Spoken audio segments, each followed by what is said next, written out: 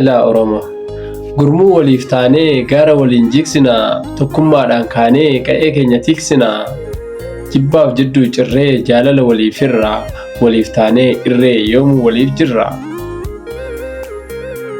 Afaan tokko taanee wal dhagahuun gaarii gudeeddaa tokko baanii gargar bahuun maali? Ilaalchi keenyalleen yoo ta'e tarii kaayoon keenya tokko kana ta'uu barii.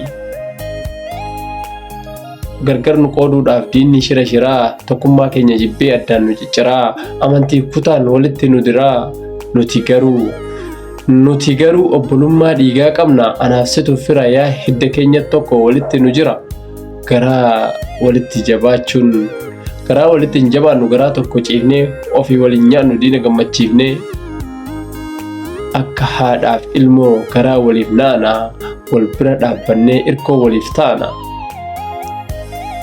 Hubadhu gatii isaa beeknee waan qabnuun eeggachaa gurra waliif laannee hayyuu dhageeffachaa wajjin mari'annee gorsinee wal sirreessaa hamilee waliif taanee jabaannee wal jabeessaa fuuldura tarkaanfachuun lammii koof